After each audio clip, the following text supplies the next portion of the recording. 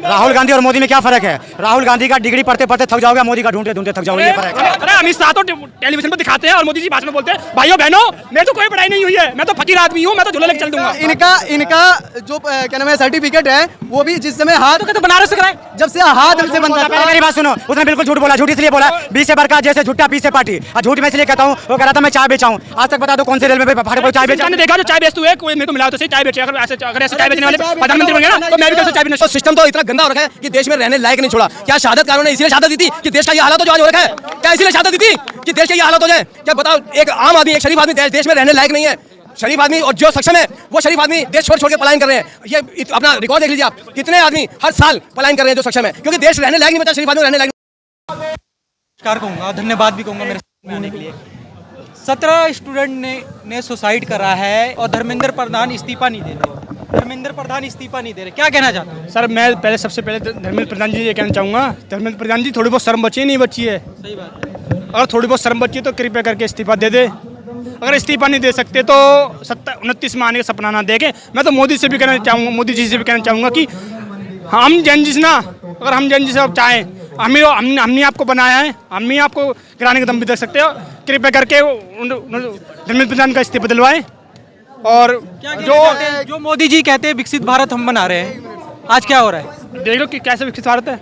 हर साल 2 करोड़ नौकरियां, हर साल 2 करोड़ नौकरियां। से प्यार से बोल सकते हैं आप, इस्तीफा दे दो, इस्तीफा दे दो आप। Happy birthday Dharmendra. हाँ, गलती हर इंसान से होती है। आप इंसान हो, भगवान थोड़ी हो। बच्चों की रिक्वेस्ट सुन लो, हैप्पी बर्थडे दे रहे हैं आपको, अब क्या चाहिए? हैप्पी बर्थडे धर्मेंद्र प्रधान जी। आपने जिस तरह शिक्षा व्यवस्था को, जिस तरह पेपर लीक किया, इतने सारे पेपर लीक हुए, आपका बहुत बहुत धन्यवाद कि आपने ये सब किया। बहुत अच्छी बात। आपने इसी तरह आगे भी इसी तरह आप पेपर लीक करते रहे, शिक्षा को बर्बाद करें, जितने भी देश के युवा हैं इनको बर्बाद कर दे ताकि आपसे कोई सवाल ना कर सके और इसी तरह आप कुर्सी पे बैठे रहे, क्योंकि ये तो आपके बाप की कुर्सी है, आपके बाप ने विरासत में दी थी आपको। आप इसी कुर्सी पे बैठे रहे जिंदगी मौज से और बर्बाद करते रहे देश को। और साथ में मोदी जी से भी कहना चाहता हूँ, मोदी जी जिस तरह मेलोडी का ध्यान रखते हो, इस तरह कभी एक बार इधर भी ध्यान दे लो। यहाँ पे छात्र बैठे हुए हैं, ज़्यादा दूर तो नहीं है यहाँ से आपका जो आवास, इतना ज़्यादा दूर तो नहीं है, एक बार इधर भी ध्यान दे लो।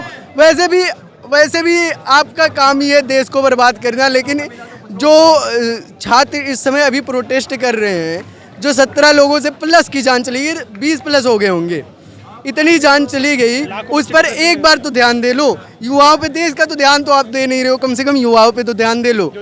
हाँ, जो आगे आने, आप तो कितना 20-25 साल में निपट जाओ।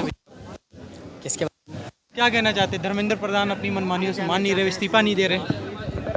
भाई धर्मेंद्र प्रधान जी का आज बर्थडे है, मैंने सुना है। अगर कोई उन्हें केक खिलाता तो ये समझो उन छात्रों का उन्हें खून पिला रहा है। वो जो छात्र हमारे शहीद हुए हैं, वो ये सोचना है कि जो भी उनके मुंह में केक दे रहा है ना, वो हमारे जो छात्र जो शहीद हुए हैं, वो उनका समझ लो उन्हें खून उनके मुंह में दे रहा है। और अगर इससे भी उन्हें सबक नहीं मिला ना, तो मैं कहता हूँ इससे बेशर्माई वाली कोई बात नहीं है। अगर वो अपना बर्थडे मनाते हैं, इससे बेशर्म आदमी फिर कोई नहीं होगा कि हमारे 16 छात्र शहीद हो गए, अपना बर्थडे मनाते हैं, या उनका कोई भी समर्थक उनका बर्थडे मनाता है, तो भाई मैं इससे बेशर्म वाली बात नहीं कहूँ। पहले ही वो हर बात को लेके कांग्रेस से जोड़ते हैं, क्या कहना चाहते हैं? भाई मैं अब ये कांग्रेस की बुराई करते हैं, मैं कहता हूँ कांग्रेस अच्छी है, तभी तो उनके हर उसमें आवाज़ में कांग्रेस को लाते हैं वे। अगर कांग्रेस गलत होती तो ये अपनी आवाज़ में कांग्रेस को लाते। भाई कांग्रेस ही तो बीजेपी का आज तक नाम नहीं लिया उन्होंने। इनके भी कुछ मंत्री इनके भी अंडर में इनके भी वो बढ़ रहे हैं। हमारे अटल बिहारी वाजपेयी भी 10 साल रहे थे मेरे ख्याल से, शायद 10 साल 5 साल जितने भी रहे थे। आज तक अगर एक कांग्रेस के किसी बंदे से मुँह से बोलो ना, ये कहा होगी अटल बिहारी वाजपेयी के राज में ये गलत हुआ है, कुछ नहीं कहा उन्होंने। नहीं, लोगों ने नहीं उन्हें चुना, 5 साल राज करवाया उन्होंने, 5 साल उन्हें हटा दिया। आज क्या हो गया है कि देश में हर स्थिति में खराब है देश, बेरोजगारी से लेकर महंगाई से लेकर स्टूडेंट शिक्षा व्यवस्था से लेकर, क्या कहना चाहते हैं? जब पढ़ा लिखा अनपढ़ जाहिल है देश का प्रधानमंत्री, एजुकेशन मिनिस्टर, रक्षा मंत्री तड़ी पार है। जाहिल लोग जब देश की सत्ता पे बैठेंगे तो देश बर्बाद होगा ही। जब खुद कुछ नहीं किया तो दूसरों को क्यों करने दे कुछ। अगर हमारा ये कहना इनसे इन पर कोई फर्क नहीं पड़ना। हम कहें वो अनपढ़ हैं या जाहिल हैं, उन पर कोई फर्क नहीं पड़ना। हमारा काम है कि हमने उन्हें चुन के भेजा था 2014 में। लोगों ने हर किसी विश्वास जताया था। जैसे केजरीवाल जी आए थे, अन्ना, ठीक है, उन्होंने वादे करे, उन्होंने कुछ पूरे भी करे, लेकिन उनके अंदर भी थोड़ा सा एक अहंकार आ गया था। ऐसे नहीं था, वो भी सोचने लगे कि हाँ भी मैं बढ़िया कर रहा हूँ। अगर एक सामने वाला युवा दिख रहा है कि वो भी देश के बारे में ही बात कर रहा है और तुम भी देश के चाह रहे हो, तो भाई दोनों मिल जाओ ना, दोनों मिल जाओ। राहुल गांधी की मैं कहना चाहूँगा, राहुल गांधी जी हर चीज़ का मुद्दा उठा रहे हैं, वो कोई बात नहीं करते ना वो बीजेपी को गलत कहते, वो हमेशा छात्रों की बात उठा रहे हैं। विपक्ष में सिर्फ एक बंदा आवाज उठा रहा है, वो है राहुल गांधी।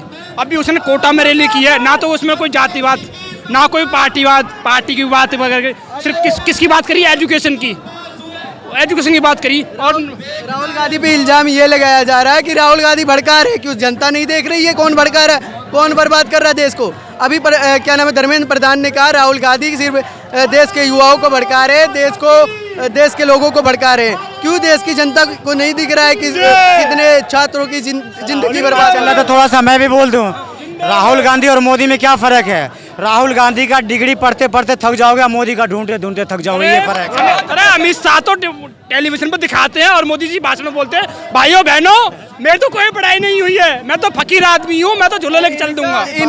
इनका जो क्या नाम है सर्टिफिकेट है, वो भी जिस समय हाथ तो कहते बनारस से कराए, जब से हाथ से बनता था। पहले मेरी बात सुनो, उसने बिल्कुल झूठ बोला। झूठ इसलिए बोला, बी से बरका जैसे झूठा पी से पार्टी। और झूठ मैं इसलिए कहता हूँ, वो कह रहा था मैं चाय बेचा हूँ। आज तक बता दो कौन से रेल में फाटे पर चाय बेचा? ने देखा जो चाय बेचते हुए कोई मेरे को मिला हो तो सही चाय बेचे। अगर ऐसे चाय बेचने वाले प्रधानमंत्री बन गए ना, तो मैं भी कल से चाय बेचना स्टार्ट कर दूँ भैया। धर्मेंद्र प्रधान का इस्तीफा नहीं हुआ तो क्या होगा? सिंपल। धर्मेंद्र प्रधान जी कुछ ऐसा काम करो कि दुनिया में नाम हो जाए, थोड़ा इस्तीफा दे दो, बच्चों का काम हो। काम कराने की बात करें, यहाँ पे पब्लिक सोच रही है रिजाइन दे दे, वो आप काम कराने की बात करा रहे हो उनसे। चाहे वो दे रहा दुनिया को गलत रहा है, जो बेच रहा है चाहे वो दे रहा दुनिया को गलत रहा है। हमारे हिंदुस्तान की चाय इतनी प्यारी थी कि उस चाय को सब पीते थे। इतनी मिठास थी उस चाय के अंदर कि आज उस चाय की मिठास बिल्कुल खत्म हो गई है। बिल्कुल मिठास खत्म हो गई है, वरना एक ही दुकान पे हर तबका बैठ के चाय पीता था। और आज ऐसा माहौल बन गया कि आज कोई चाय पीने को तैयार नहीं है, एक साथ बैठ के चाय पीने को तैयार नहीं है लोग। सर एक सिंपल सवाल है, इतने सारे लोग खड़े हुए हैं, आज के समय में देश में राजनीति क्या धर्म की ज्यादा बढ़ गई कि जातिवाद की? ये सिंपल सवाल। बहुत ज्यादा धर्म की। आज मेरे भाई मुस्लिम है, मैं हिंदू हूँ, तो भाई आज इतने इन्होंने नफरत पैदा कर दी है। हम दोनों भाई बैठ के बात नहीं कर सकते। चाय जैसे अब चाय की बात चल रही है, चाय नहीं पी सकते बैठ के। सर इतने लोगों ने नफरत पैदा कर दी, इन्होंने जहर पैदा कर दिया। ये कुछ चुनिंदा लोग हैं, कुछ चुनिंदा लोग हैं। जिंदा लोग नहीं है, मैं हिंदू हूँ, मेरे हाथ में देखो टैटू बना हुआ है, सुनो।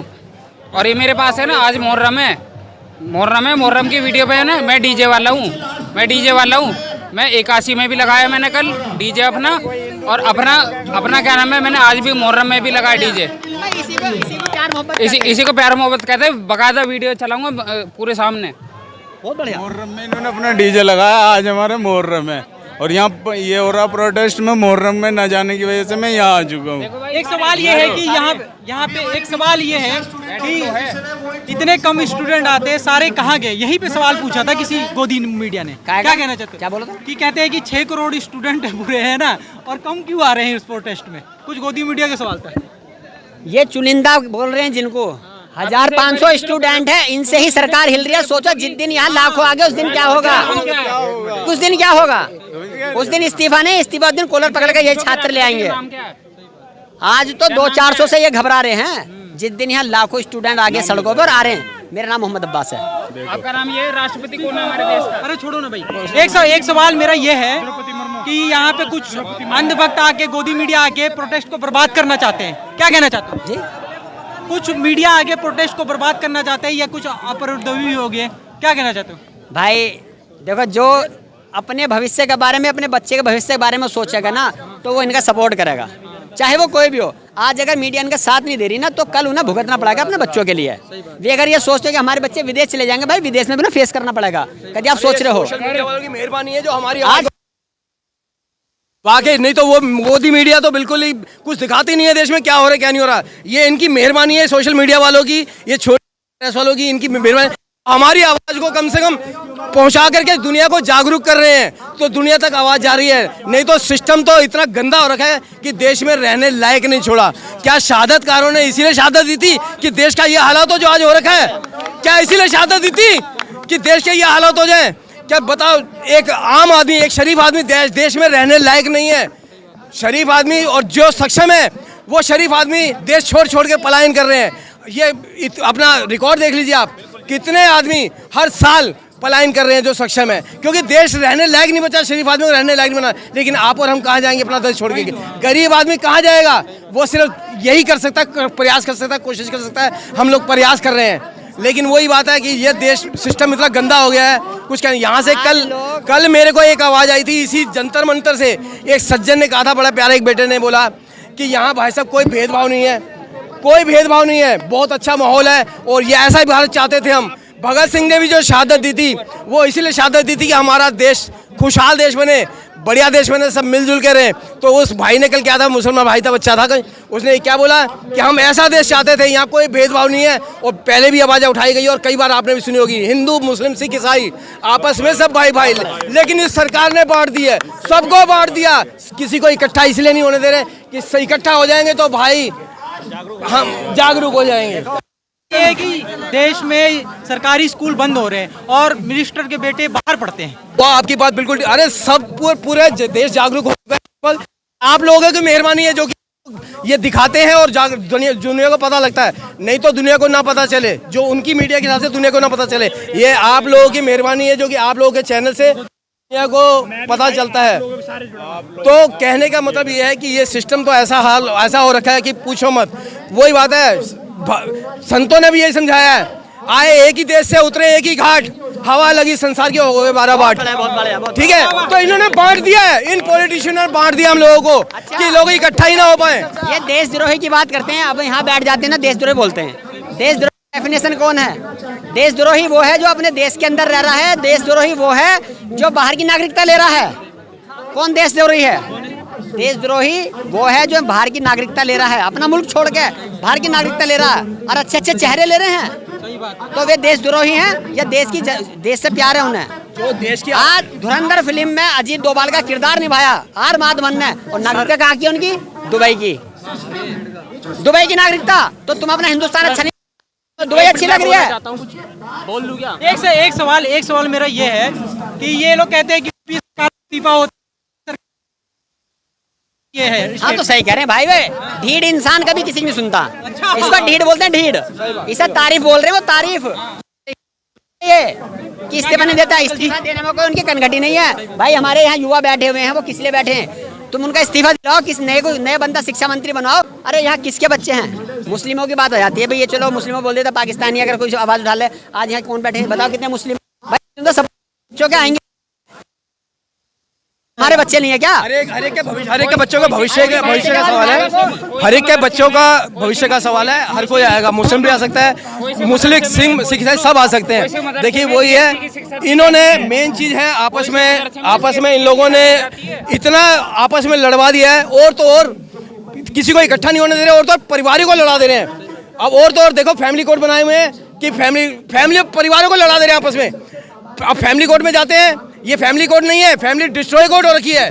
एक भी फैमिली जुड़ती नहीं है, सबको डिस्ट्रॉय कर रहे हैं, आपस में भेदभाव हो रहा है, परिवारों तक को लड़ा दे रहे हैं कि इकट्ठा ना हो पाए, आवाज ना उठा पाए। इसी चक्कर में अब और तो और मेरे खुद के घर में भाई साहब ऐसा एक वो हादसा हुआ, मेरे बेटे ने, बताइए कोई हमने कसूर नहीं करा, कुछ नहीं। खुशबू शर्मा मेरी बहू, अलीगढ़ के रहने वाली, मेरे बेटे से बोला, उसने क्या बोला कि भाई मेरे को अपनी सहेली की शादी में बॉम्बे जाना है। मेरे बेटे ने सिर्फ इतना बोला कि भाई जो लड़की हमारे दिल्ली में रहते हुए हमारी शादी में नहीं आई, तुझे को 7 दिन की छुट्टी लेके बॉम्बे जाना क्या उचित है?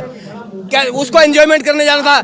अपने सहेली का घर बसाने के लिए अपना घर उजाड़ करके चली गई, और जाके बाद में बोलते अपने माँ बाप को छोड़ दो और मेरे साथ रह लो। तो कहने लगी कि माँ बाप को नहीं छोड़ते, तो बाद में जाके हमारे ऊपर झूठे केस कर दिए, एक चंद पैसों के लिए झूठे केस कर दिए। संदेश बस भाई युवा तो यही कहते हैं, जब भी हम शादी करने की सोचते हैं ना, तो दूसरे दिन न्यूज सुनते हैं कि किसी को टपका दिया, कभी किसी को टपका दिया। युवाओं को ये संदेश, भारतीय एकता बना लो। लड़ाई कॉकरोचों की जो है ना, ये इस मंच की लड़ाई नहीं, पूरे देश की लड़ाई है, क्योंकि हर जगह नौकरी तुम्हें मुझे नहीं लेनी, आपको सबको नौकरी लेनी है, ठीक है। सिर्फ 20% युवा सरकार से नौकरी मांगते हैं, बाकी 20% अनशिक्षित युवा अपने दम पे कमाते खाते हैं। सही बात है, सही बात। ठीक है, क्या आप 20% को नौकरी दे सकते हैं? क्या आप कितनी हिम्मत नहीं है? तो छोड़ दो, सिस्टम से बाहर आ जाओ ना, बच्चे बहुत है लाइन में। भाई युवाओं का संदेश मेरा यही है, हर जितने भी युवा यहाँ मौजूद है, पूरे युवा अपने आप को अनसेफ ना समझें और अकेला ना समझें, पूरे हिंदुस्तान के जितने भी हैं सब उनके साथ हैं यहाँ पे। धन्यवाद, धन्यवाद, बहुत बढ़िया, बहुत बढ़िया।